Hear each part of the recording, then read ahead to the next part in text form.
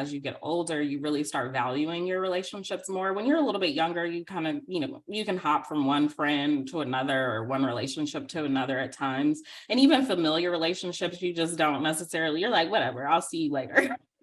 But over time, as you age, you're just like, oh my gosh, I love just being around good people, whomever that is, people that make me laugh, people that provide me with like insight and that challenge me because one of the main things for relationships is to evolve and grow. And I think that if you're around people that are always like-minded, you lose out on that opportunity to really get to a heightened level in your life, because we all need to be challenged sometimes. We all need to have a clear understanding that what we think at this given time may very well change in 5 or 10 years. And we should be open to that.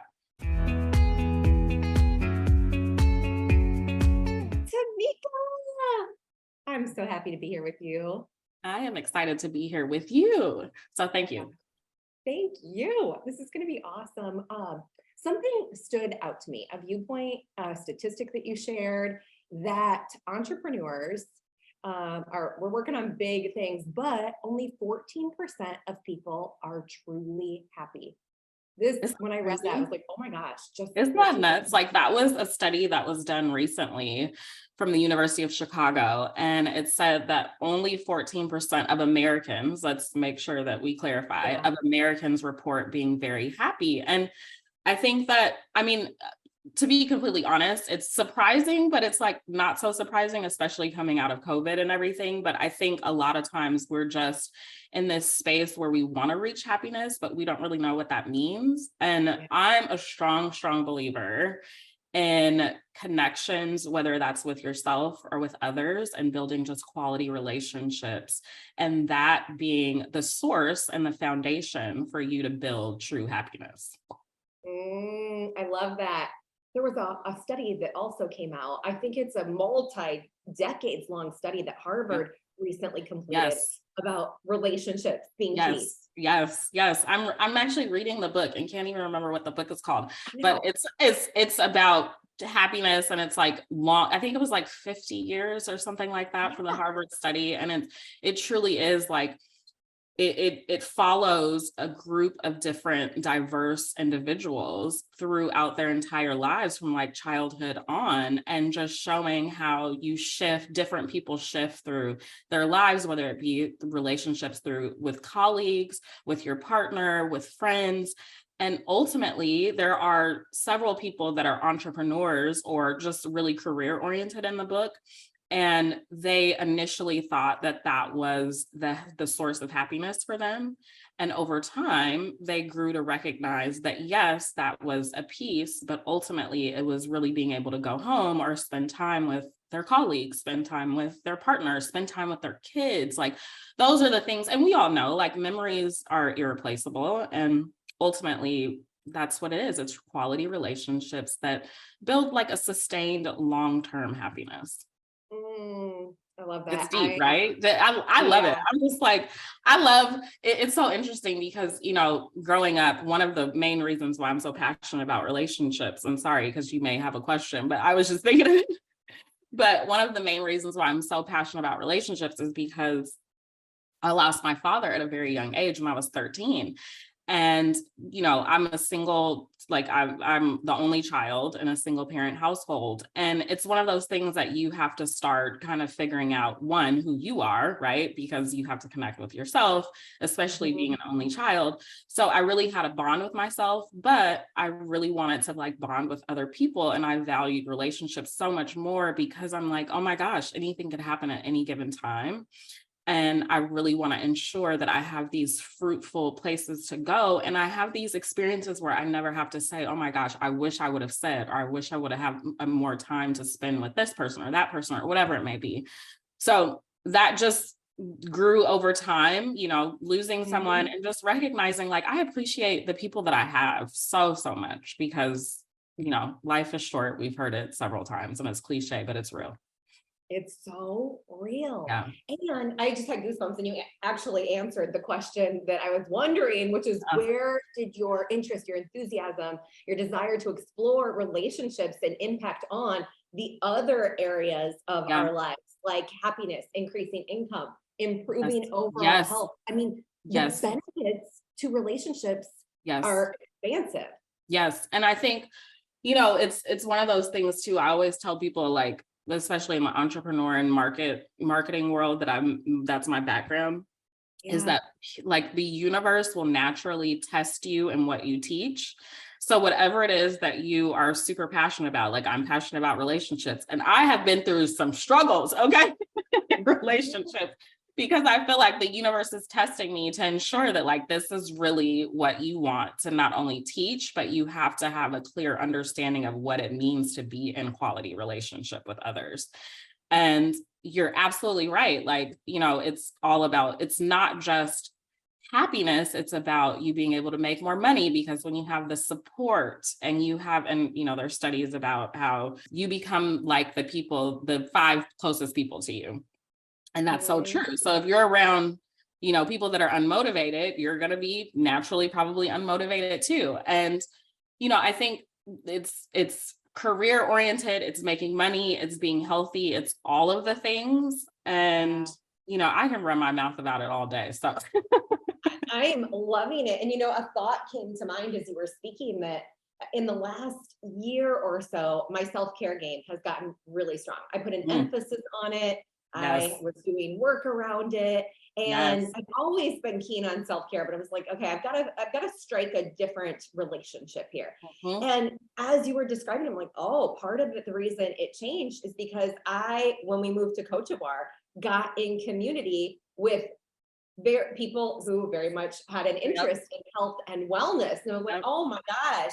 And one of those people who had a strong impact on me and my husband has moved away. And I was like, oh, it changes the game. I'm like, okay, I have to recenter and refocus because that relationship and connection is gone. Yes. Yes. It's so true. I think, you know, you just recognize, and I think I always tell people over time and as you get older, you really start valuing your relationships more. When you're a little bit younger, you kind of, you know, you can hop from one friend to another or one relationship to another at times. And even familiar relationships, you just don't necessarily, you're like, whatever, I'll see you later.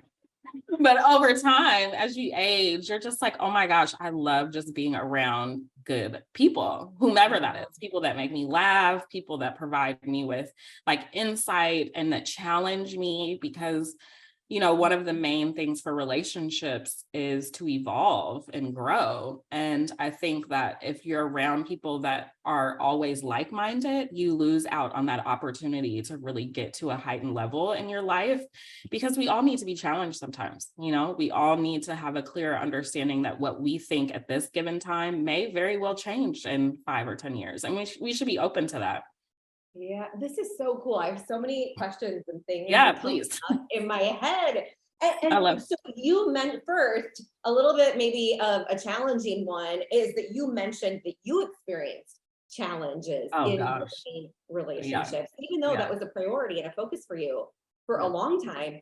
What was one of those or some of those key challenges that came up? Oh man, I think a lot of times one of the main things for me is, and maybe this is just me being a Virgo and me being an only child, all of the things, I am very much either in or out in my friendships. Like there's no gray, like I'm either black or white. And I think a lot of times I had to learn that what I was giving, it may not always be reciprocated. And I can't always expect those things. So I would say that more so than anything, when I was in my 20s, like just going through friendships was just like the struggle. Okay. I was just like, why is it so hard for when I'm giving so much for people to just offer that back? And I used to be so hurt about it. And I remember I had a conversation with my mom and she was like, Tamika, you cannot expect for people to be and do exactly what you do. You just cannot do that. And I was like, you know what? Whatever. I don't want to hear that right now. But over time, you do learn that. You learn that just because you give does not mean that you're going to receive, especially from the same person. And I think that a lot of times, and one of the things too was back in those days, I wasn't privy to how to communicate my needs and expectations. And when Yeah. people would let me down, I was just disappointed versus me being able to say, this is the problem, or this is what I would like for you to do, and this is why. And so I had to grow. And that was really a struggle. And of course, dating, I can, it's hard out here in these streets, thankfully. Thankfully, I am no longer single. But the thing is that even in that world, it's like, a lot of times I was just, why is it so difficult for people to meet you where you are? And a lot of it is self-awareness and Mhm. understanding who you're attracting and why you're attracting those people. And taking responsibility, not for the other person, but just your behavior. So, It's so interesting because I distanced myself from a lot of mm, friendships mm, because I couldn't show up for seasons of my life, mm, family stuff that was yes, happening, health things that were happening, yes, different, like a season of entrepreneurial growth. I yes. didn't feel like I could show up for my That's not, friends that's in good. the so I Yeah. separated myself, and I had to really adjust my mindset similarly to, no, you can still build relationships. Yes. You don't have to be all out every day, all the Yes. time on these Yes. things. Yes. And so that was like a big shift for me. And you probably would have been on the other side of that thing. Where is Like, Sam? where are What's you at? happening? Well, and I that's had the thing. It's like you have to recognize too that like you needed something different at that time, right? You yeah, needed someone to understand. You have to know what you need, right? yeah, And I think a lot of times people are not intentional about their relationships because there's a lack of self-awareness, and there's a lack of really feeling worthy enough of even like asking for what you need, right? Or even because expectation is a little different, but really asking and requiring is worthiness sometimes. And I think it's fine to be going through phases in your life where you may not be able to dedicate as much time, but you have to meet the people that are willing to do that. And even now, I have friends, I'm busy, right? And a lot of times, like when I meet new people, I'm like, listen, I don't have much time for you. Right? Like I love you, but don't get mad if I don't respond. Okay. exactly. You know what I mean? So I think now as you grow and as you evolve and you experience relationships that fall through the cracks because of lack thereof and lack of communication and all of the things, you get to a point where you're like, this is what I can provide for you. Is that okay? You know what I Mhm. mean? Like, is that going to work for you? And even I remember when I first started dating my husband, I was like, one of the main things for me is that I need a lot of alone time. And I'm like, I've been in relationships in the past where I've said that, and people are like, okay, that's fine. And then when I actually need the alone time, they're Yeah. like, what's going on? Why are you not responding?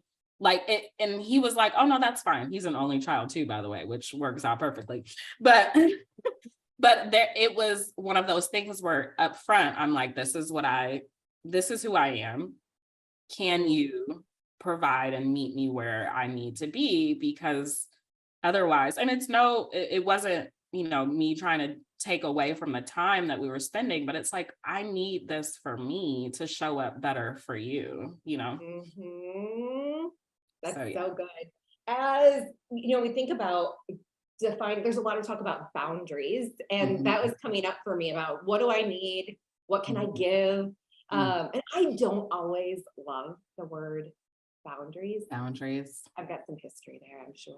I I know hear I you. know the background. Verbiage matters, right? Matters.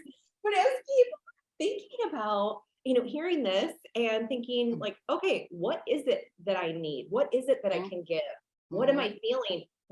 How do you start to explore that? Yeah, I think a lot of it for me and just for even my clients is let's have conversations about, what you do on a daily basis that lights you up. And a lot of times when you pinpoint those things, you recognize that you need that time, no matter what, to do those things. And then you start figuring out, well, why do you need to do those things? What is the reason for that? And you start peeling back layers of like history and why those certain things are very important to you. And then you can create boundaries around those things, right? And I think, like I said, the intention for relationships and just in life and just manifesting what you want. You know, I remember hearing something from Oprah. A lot of people don't realize that they need to be more intentional about every action that they take. We do things, but we don't know what the outcome is going to be. A lot of times with intention, you're like, I'm doing this to receive this outcome. And if you act on that, it makes it so much easier for all of your life. And if you don't receive those things, you're like, oh, then this wasn't meant to be. That's how I see it. If I'm not, then we're not aligned, right? Something's not aligned within this space. And a lot of times, if the intention or the boundary is not met, then you have to think about, how am I communicating, right? And of course, communication is key in all relationships. And what does that really mean? That really means being very clear and concise about what you want and the why behind it. I always think about when you tell kids not to do something, a lot of times you'll just tell them, stop touching that. And they'll be like, you tell them why. Like, don't touch that because it's going to burn you. Okay. Don't touch that, or don't talk to those people because that's a stranger and they may take you somewhere. You know what I mean? Like, so it helps provide context versus just telling someone no, or this is what I need and you must provide this. It's like, you want people to get a better understanding of who you are. Yeah, because then the learning can happen versus just responding and reacting to what you're saying in that moment. Like, Exactly. oh, okay, I can adapt because I understand. Exactly. Yeah. And you know, dating is in that world. It's like, even now, and I've been with my husband for 7 years, and it's like, we know each other because we've had to go through those, you know, the back, like we haven't met each other all the time. And it's like, you have to have those real dialogues. And a lot of times, I always tell people when we were first get into arguments, I was like, I don't want to get it. I'm over it. Like, I'm out of here. Like, I don't have time for arguments. Like, I was that person. And he's like, you know, you need to sit down and we need to talk about it. And I was like, talk? Like, who has time for that? But the point is, absolutely, you need to be emotionally mature and to ensure that you are building a quality, fruitful relationship. You do have to sit down and be vulnerable. And that is very uncomfortable at times. So I think a lot of times people resist those moments too in relationships when there's conflict. But when you're able to get over the conflict, that is when you reach the point of, oh. Okay. So let's keep going with this, because I am thinking like very specifically about my husband, who's in the house right now. So I brought my values out just a little bit. And, you know, I love it. People sometimes want an apology for something. I don't really feel like I need to apologize for that. Right. I'm sorry. I am sorry for other things, maybe. I would just like you to say sorry. I'm like, oh, I can't do it. Can't do it. Sorry for you. Sorry, but I'm not sorry about that. Like, I think things could have been done differently, but this is unfolded the way that it did for these reasons. And and so this comes to mind. And then the other thing that comes to mind is when something happened actually just a couple of weeks ago. And he said, I don't feel like you're being very nice to me. And in my head, I was thinking, I'm not being very nice to you. And I'm doing it on purpose. So I have not been nice. I am sure of it.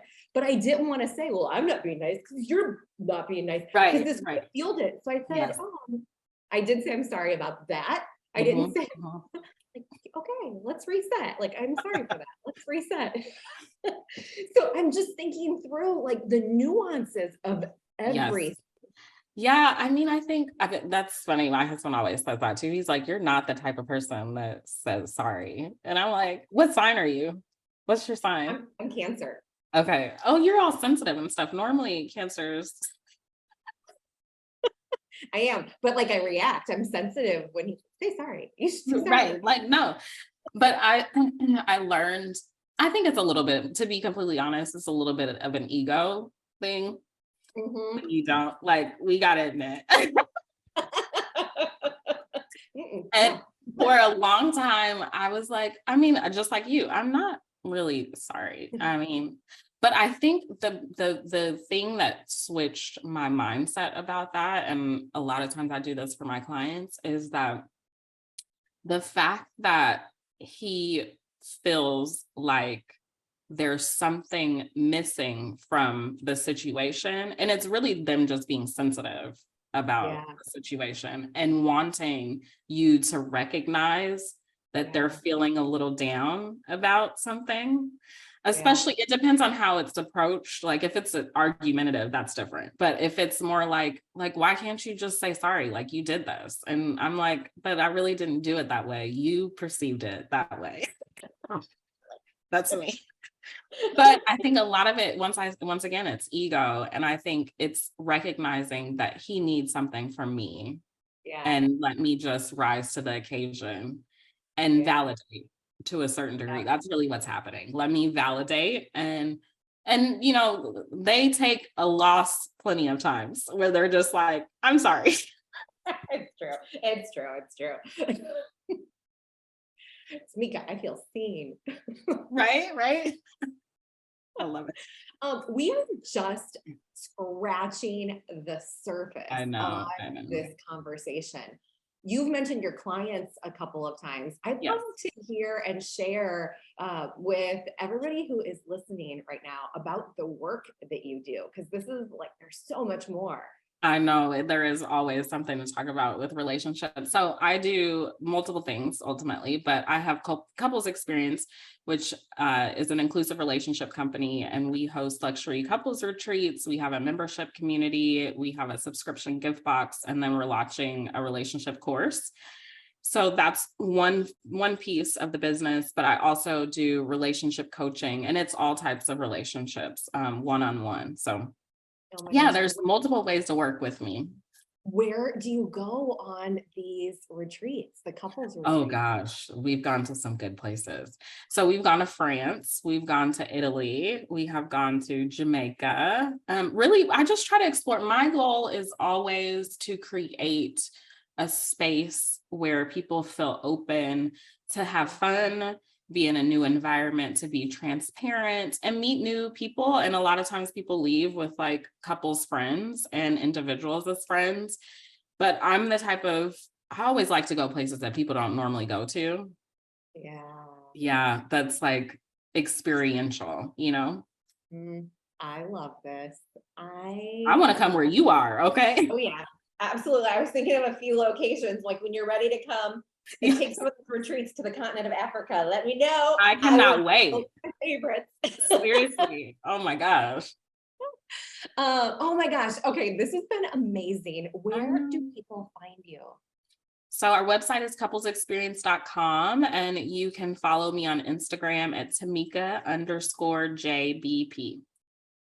Follow Tamika. If you're Yes. listening to this and you got a nugget out of this, or you had a little reaction to it and your Yes, ego please. chimed Yes, in there, I let know. us know. Find us on Instagram and share the love. Tamika, Awesome. any final words?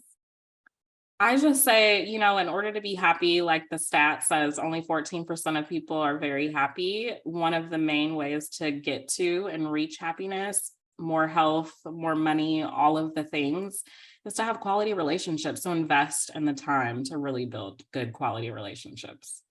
So dang worth it. Thank you, Tamika. Love it. Thank you.